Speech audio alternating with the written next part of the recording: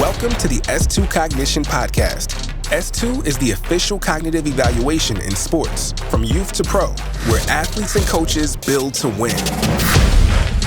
Bobby Buchanan joins the S2 Cognition Podcast today. He's an owner of High and Inside Softball, director of scouting for Prospect Wire Softball, and the director of performance for the Bombers Fastpitch Softball organization. We have linked to all of those organizations in the podcast description below, so please check those out if you're interested. Today, we discuss his experience with the S2 Cognition Evaluation, how hitters and pitchers can pinpoint their development work when it comes to on-the-diamond decision-making, and how knowing your S2 score will change the game in softball recruiting. All of that is next here on the S2 Cognition Podcast, and as always, please subscribe, leave a review, and share the podcast with a friend. Bobby Buchanan is next.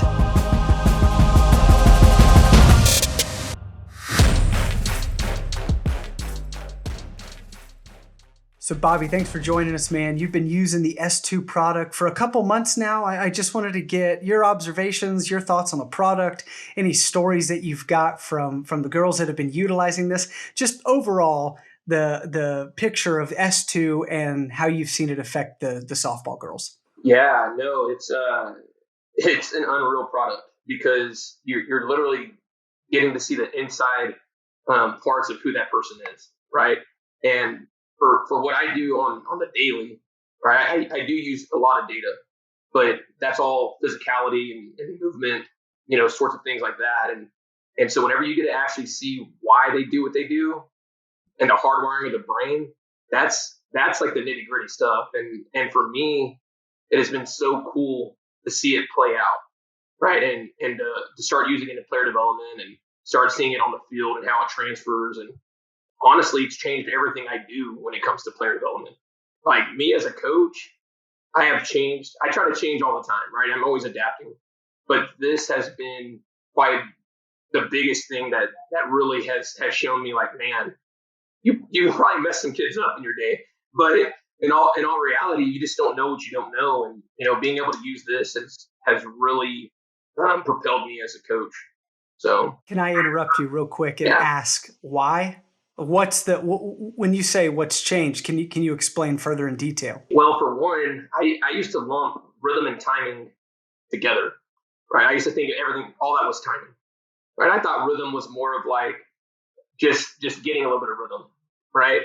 And now understanding that rhythm happens on the front end and then timing is actually when we're going, right? And I used to kind of lump those two things together, and now I can actually have verbiage. Like one thing in baseball and softball, I feel like there's not always consistent verbiage, right? And this gives you consistent verbiage to be able to go, hey, this is rhythm, this is timing, this is how you get better at those two things. And so that was one thing for me. But two, just understanding, is it a visual processing issue or is it a motor command issue, and how to fix it. If you don't take the S2 assessment, you will never truly know what's going on with that player. Right. And you can measure things all you want, but that's why you always run into problems, right? Whenever you're like, oh, little Susie, is doing this. And then you also have Danielle over here that's doing this, and you think it's the same issue, but it's not, right? The causations are different. And so when you really get down to it, that's the biggest part for me. And instead of, me and Scott Smith, we always compare this to like a mechanic, right? Back in the day, a mechanic would listen to the engine and they go, oh, I think that's the carburetor. And they take things apart like, oh, when the carburetor, let me try this, right? And they just keep trying stuff until they get it right. And now you go to a mechanic shop, they plug it into a computer, they do a diagnostic, and then, oh, it's the carburetor, right? You can skip the steps of failing and giving that kid like, instead of having them fail over and over, maybe they fail just one time, right? Or a couple times. You can get to the solution quicker. And that's so essentially what I'm hearing is the big piece of this, the takeaway is the why. You're understanding the why behind the decision making in the batter's box. And that's a perfect segue to you, Scott. I really wanted to start off this conversation by, we test the youth players on a Core 4 battery. but the college and pro, we do an 8. Why did we select the 4 that we selected for the youth? And will you walk us through each of those processes and define them? Yeah, sure. I love that analogy of the diagnostic, because that's exactly right. I mean, you listen to a sound, two cars can make the same sound, and you say, okay, one's the carburetor. They both might be the carburetor, but one might be the carburetor, one might be something else. And so I love your example. It's about making coaching efficient, and when you have a diagnostic as to what is causing this hitter, this player to have these kinds of struggles, then you can pinpoint and go right after the problem and come up with a solution that's fitting for that problem. I love that analogy. So when we built the S2 evaluation for baseball and softball at the collegiate and professional level, we conceptualized 8 different cognitive skills. There's a lot of things. So it's just pretty amazing. A lot of things these hitters are doing with not even really realizing their brains are doing so much, because it happens so fast. If you've got sub 400 milliseconds, you're having to diagnose what pitch it is. That means you're visually processing what it is. You're visually estimating and predicting where the pitch is moving through space. You're organizing your motor system to make a decision to swing or not swing. And if you decide to swing, where do I swing? When do I swing? And in softball, how do you swing, right? Because you got slappers and there's different ways of executing a swing. And so all those decisions are unfolding in that short period of time. And so all we're doing is breaking those apart.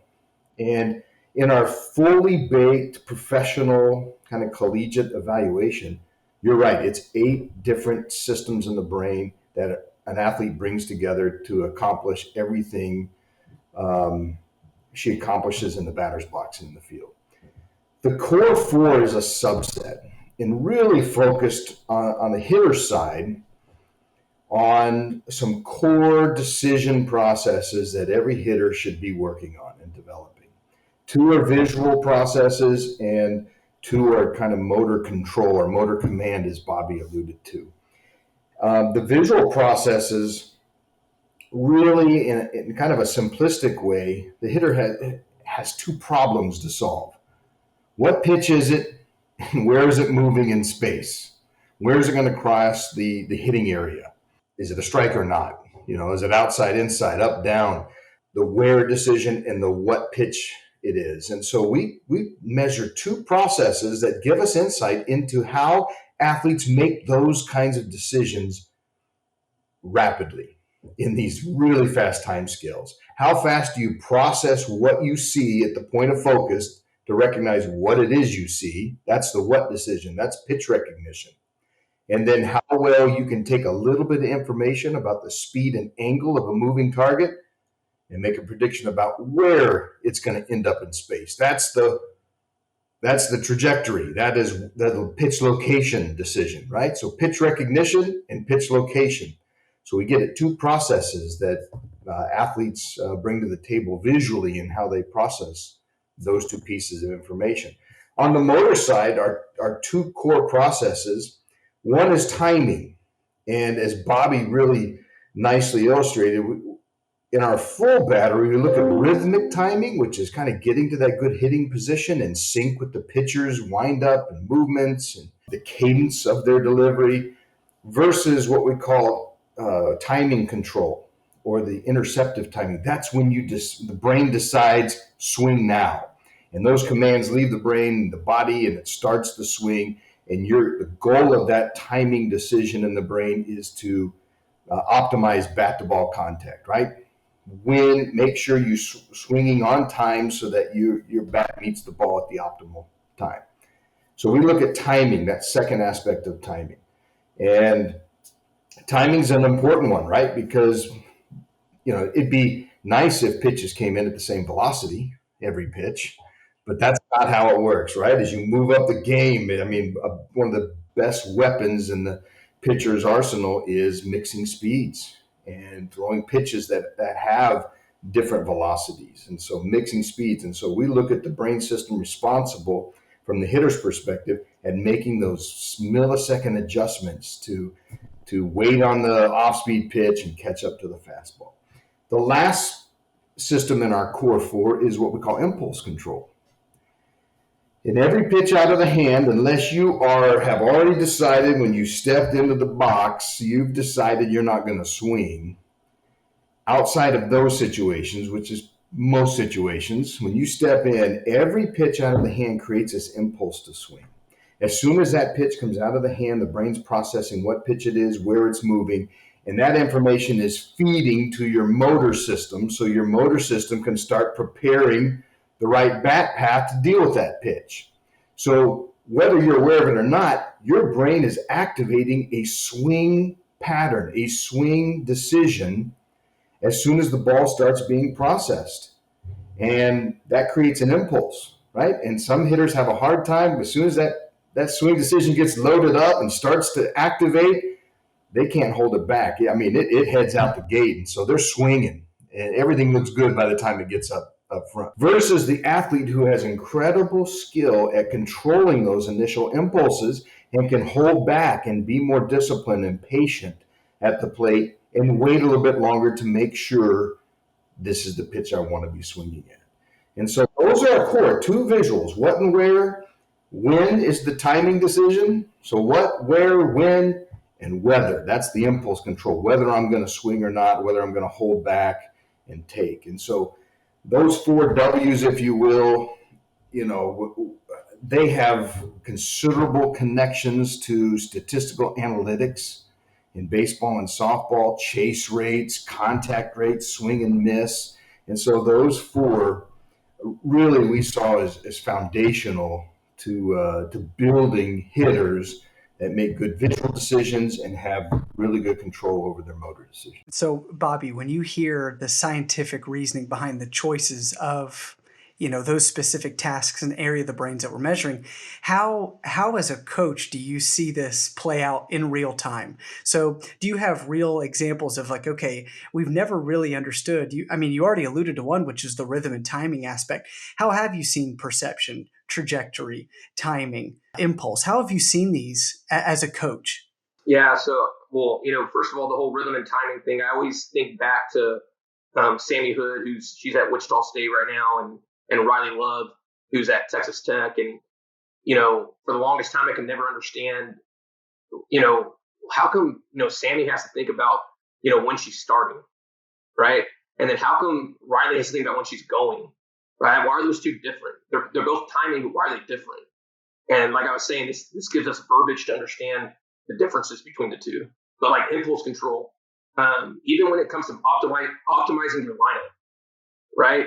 Like, where do you want the person with low impulse control at, and where do you want the person with high impulse control at, and what are their body types, right? What kind of personnel are you working with, right? And there's just so many ways that this can be used, whether it's from a player development standpoint, from a lineup optimization standpoint, from a recruiting standpoint, right? Like I coached Division I for about 10 years, and what I wouldn't give to know is this hitter someone that knows where it's going, when to swing, where's it going to be at, all those things. I mean, to me, it's going to revolutionize recruiting, right? Like you're going to be able to start, really creating comps on who you want within your program. Trajectory wise, I think it's super cool. Whenever you kind of know someone has low trajectory or high trajectory, you can really trust when that person's like, hey coach, that pitch was a ball outside. They have high trajectory. It probably was a ball outside, right? It's okay. You got rung up. It's all good. We'll move on. And that one kid that has low trajectory is going, coach, that's like, that's 4 feet off the plate. Like, there's no way I can hit that. And I'm like, right. Sure it is. But it's crazy because it's not their fault. Years ago, I remember being so frustrated with players. And honestly, that's where I think it's going to help coaches the most is knowing when to actually be frustrated with the kid or when not to be frustrated with the kid, right? It gives you that peace of mind. Now, once you know, now you got to read it better, right? That's the crazy part. Now there's no guessing, right? Once you know what's wrong with that player, now it's your job as a coach to go coach, right? There's no longer any excuses. right? That's exactly right. Yep. Yep. So, And we've had coaches, to that point, we've had coaches with the practice plan, they fold it up and put it in their back pocket. Sometimes they'll print out reports or whatever. It's like, why are you swinging at this pitch? And they'll flip through and see, oh, okay. Well, at that point, then it's like, okay, so that's what you're describing, right? If you had that ability just to look in and be like, oh, that's what, okay, well, then I can't get necessarily too mad, or, hey, I should get mad. You can do that. 100%. 100%. You know what their capabilities are, right? Like you can't expect a Lamborghini, or you can't expect a Ford Focus to go as fast as a Lamborghini, right? It's not realistic, right? And so you're almost putting false expectations or unrealistic expectations on athletes whenever you don't know this information, right? And now that it's available and now that it's so affordable, to me, it's almost like, why would you not do this? Like it's seriously to that point where, S2's done such a great job of making it affordable for every coach that like you have to be using it at this point. If you're not, you're behind. And that's the way I kind of view it. Oh, I was going to make one comment. I love kind of how you described kind of understanding who you are. I think it's important to convey the concept of your cognitive style as a hitter. And, we talk about physical style. We might not use that terminology, but, hey, are you a big power hitter? Are you a spray hitter? Are you, kind of base hit, line drive? Are you a big bopper? There's a cognitive style. And I think that's what's important here is we're learning and appreciating that hitters are wired differently in terms of how they make decisions, and understanding what you're really good at in making decisions and what you might struggle with is one factor, one piece of the puzzle in understanding who you are as a player. You're missing this piece of the puzzle. And so you're right. If you've got low impulse control, but your physical style is a leadoff hitter or a table setter, and you have low impulse control, you may have to rethink approach and where you need to be situated and how you're going to train. If you're a big bopper with low impulse control, hey, a free swinger, but you have pretty good timing, pretty good trajectory. Hey, all right, I know I'm going to swing at things. Well, let's make sure that my swings are producing damage. Let's make sure that I'm working on my timing and my trajectory, my two stronger areas, so that when I do chase or go after things, I'm at least getting the bat on the ball, and I'm strong enough. Even if I mishit it, it could do some damage. And I'll work on trying to, reduce the chasing I'm susceptible to for specific pitches. But how I love what you said, like playing to your strengths, right? And I think obviously there's some players that can handle information, there's some players that can't. But if they are, knowing what they're good at, in my opinion, unlocks like their full capabilities, right? I think you can really, really unlock someone and their potential whenever you give them the power to understand what they're good at, right? And also understand what they're not good at. But it's not always about just getting better at what you're not good at. It's also understanding what you are good at so that you can perform, to the best of your abilities. And I love the cognitive style, like understanding. I love that terminology. Like in my head, my wheels are already spinning on things that I can continue to do. Because like I was saying before, on the day to day, I'm capturing data. I'm trying to fix people's movements. I'm trying to create more force, all these sorts of things.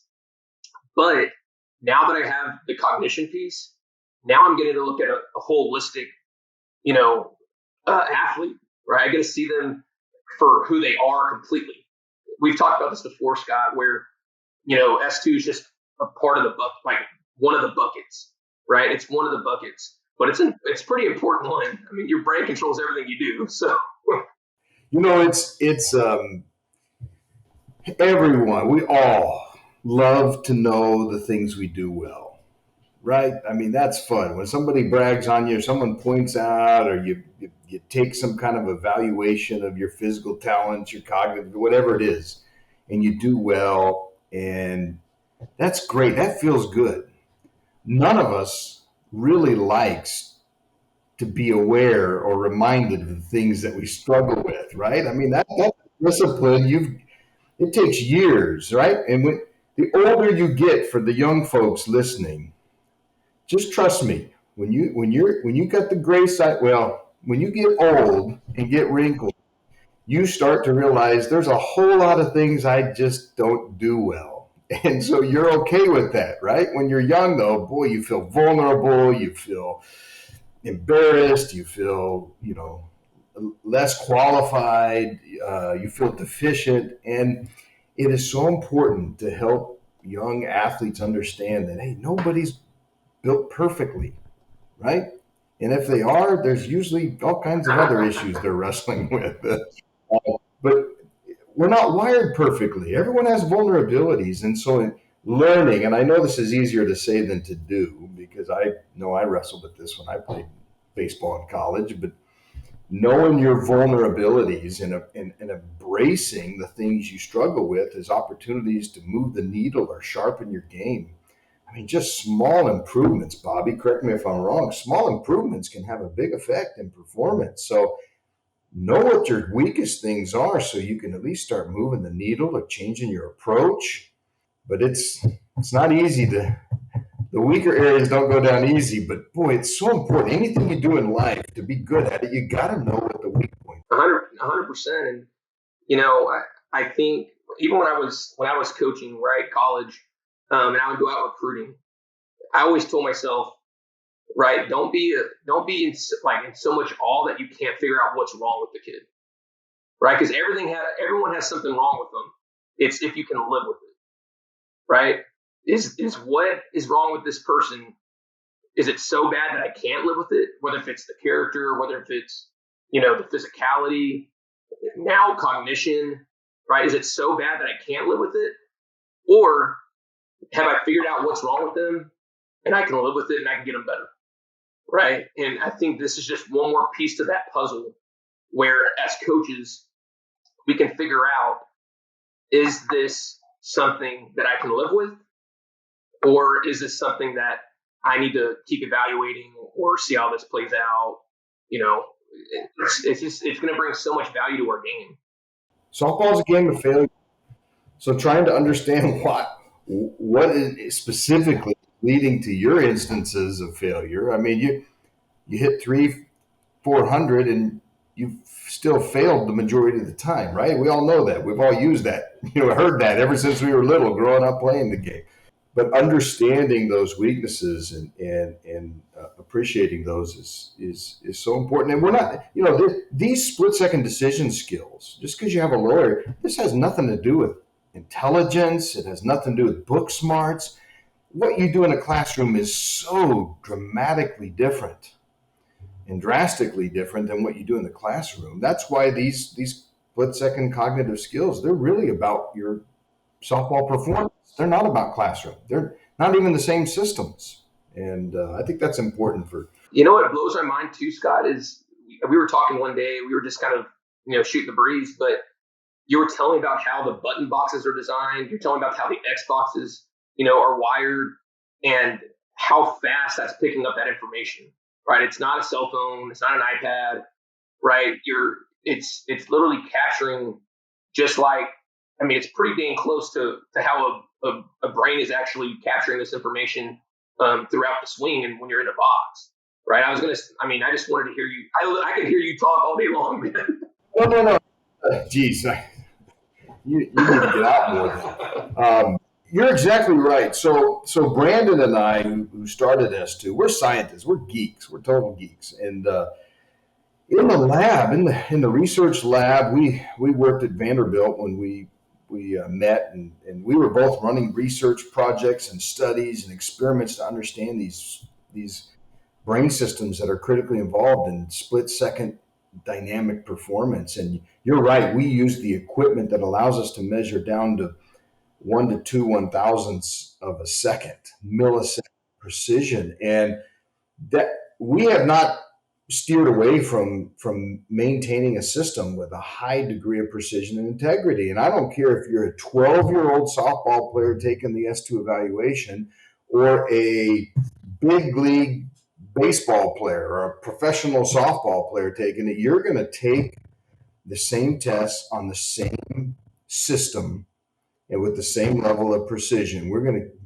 to treat everybody the same in this regard, that you're going to have a precise evaluation using the same instrumentation we would use in a cutting edge research laboratory that's concerned about millisecond level precision. Milliseconds matter in the batter's box. So you're right. I mean, it's everything. I mean, we could totally geek out that, the monitors we use are carefully calibrated. We know when every pixel of the screen lights up and when you should be able to the eyes can physically process the visual stimuli on the screen to when you make that button press down to a couple milliseconds. It's you're right. It's engineered for the highest level of precision.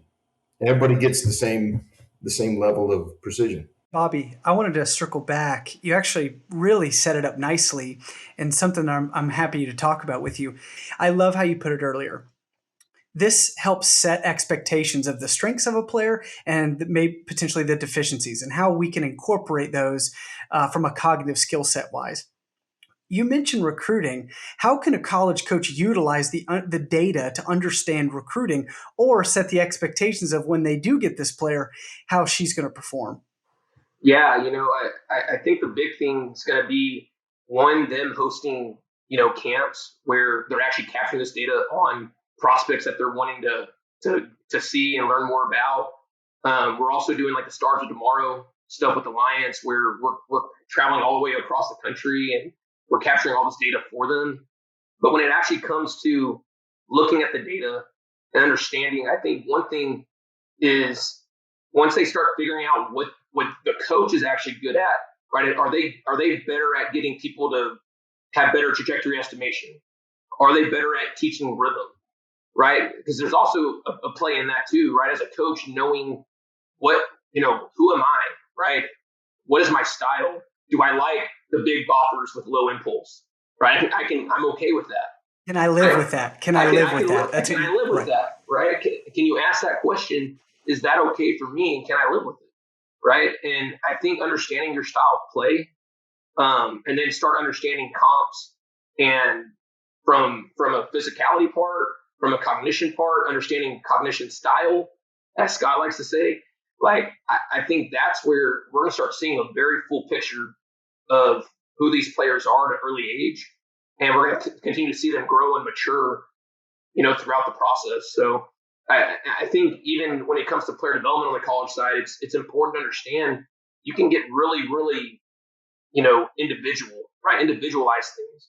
Like that's what I do for college programs right now, right? To help individualize their player development, right? A player development coach, a data analyst, like those sorts of things aren't a huge part of softball yet, right? And so that's kind of what I do. I kind of take that front office approach. We're partnered with Baseball Cloud and Softball Cloud and Yakkertech and obviously y'all. And so I mean that holistic view from my company, High and Inside, it just brings all these things together, and we're able to see a lot of this stuff from a big lens, right? Not just from, one part of the game, one sliver of the game. I was going to say, on top of that, you're also talking about the projection, right? That's exactly this can help the projection of the player from that, because that's a question too, right? Against high school competition, how does this player project? The cognitive piece aspect of understanding those expectations is is she going to project? Or if she isn't, what are some areas we can take advantage of her strengths to help this team?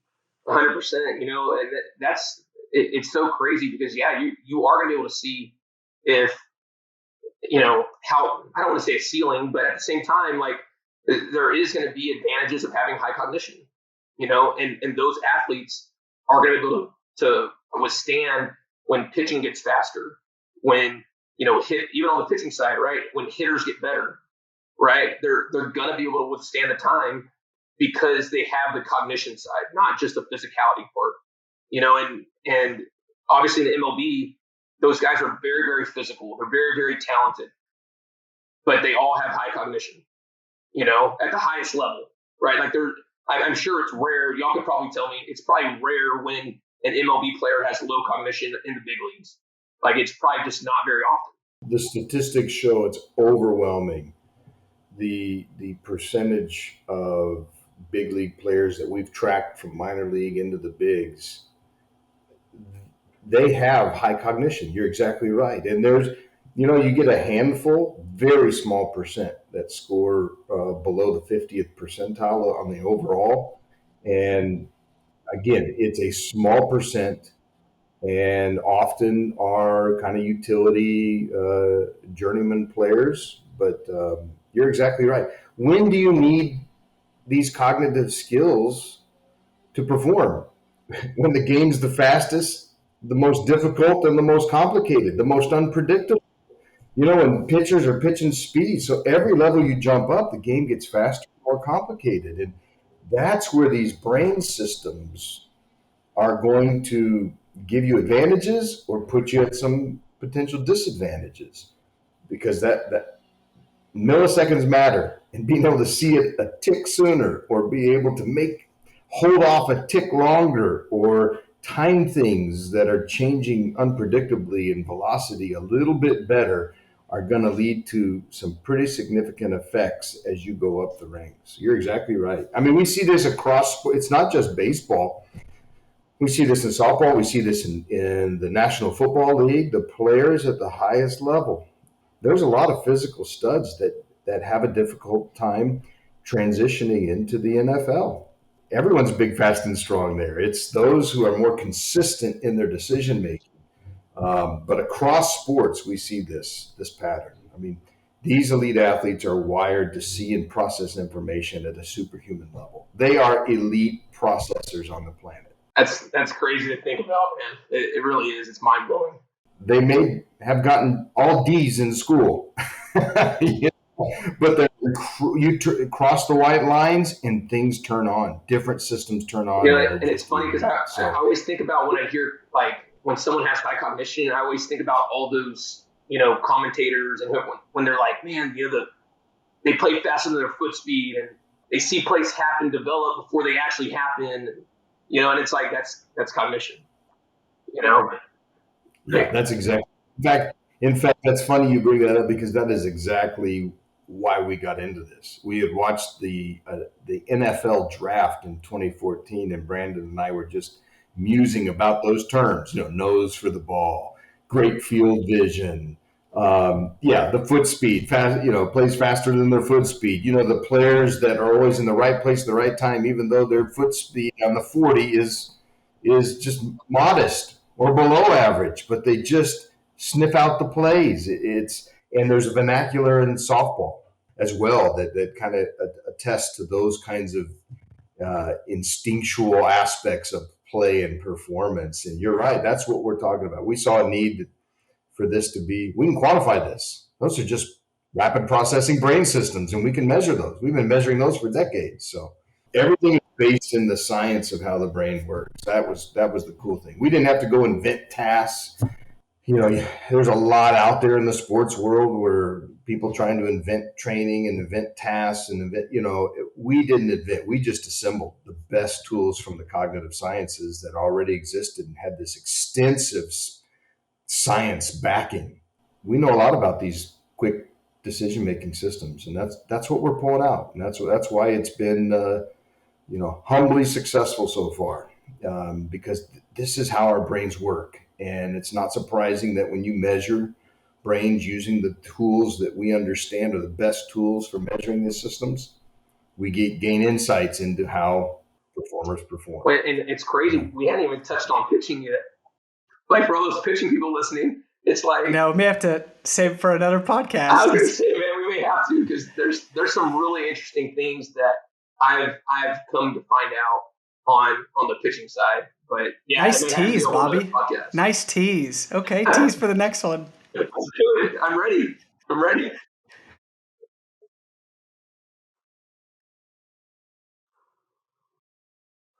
Pitching, obviously, what hitters are doing in the sense that they're mostly reacting. Pitchers are in control. They're scripting. But they have some overlapping cognitive systems they're using, but they've got some unique ones that they have to rely on. And they're relying on systems in a little bit different way because they're in control. So that would be fun to unpack. Yeah, we should cover. I was saying, y'all let me know. I'm ready. Let's do that. We'll cover the hitting side and then the pitching side, part 2 with Bobby. Hey, Bobby, before we move to the last piece of this podcast, anything you'd like to promote or talk about, what you're doing with High and Inside and the Alliance, those type of things? When it comes to the Alliance, I think we have a super cool product that it's called Stars of Tomorrow. And so each camp, or pro combine identifier, we allow 100 athletes, right? And so it's the Alliance and Prospect Wire, and S2 Cognition and Visual Edge, all these people working together to create a formula and a weighted system to create a power score, right? And so there's a scouting component to it where we actually have scouts that have scouted for the Colorado Rockies and for they were Division I coaches and all these things that are there's a human element to it, but there's a lot of data that, whether it's the athleticism part or, actual hitting metrics and pitching metrics, and now we're getting S2 and all these things, we're combining it to create one score. And at the end of all this, we're going to go play in Chicago, where Athletes Unlimited to play. And so it's going to be a super cool product. If you have a chance, and I think if you're elite enough, I would go do it, because we are trying to take the top 60 kids in the entire country. And so we're going to just different venues across the country, and we're doing all this. So we're kind of bringing that technology to the people versus making everyone come to us. And I think that's a really cool concept. As far as High and Inside goes, we're starting to really grow. And, a big thanks to y'all and Baseball Cloud and Softball Cloud and Yakkertech for helping be the backbone of what we do and growing with us. And, we are a player development and, data-driven company where we also do scouting, which that'll be heavy this coming spring, where we're actually helping coaches scout games and, to kind of create that front office approach for teams. So it's really cool, man. I'm very blessed to do what I do and work with you. And yeah, I love S2 Cognition, man. Once we sat down there in Frisco, I still remember it. Me, Scott, Paul, Baden, all of us, we sat down there and we were talking through things. And I knew right then I wanted to be a part of what y'all were doing. And I definitely saw the vision, and I just can't be more excited for all of this. We're excited to be partnering with someone with such insight and passion for the game. I mean, your passion is catchy, and so we love it. And I love what you're putting together here, and really this comprehensive assessment of all these key factors that help an athlete perform at their best. And you're right. The cool thing about all these assessment tools you have is that they all speak to what the experience is in the game, right? So you take the S2 Cognition, man, your competitive juices are aroused, because this is like sitting in the batter's box and having to make those quick decisions.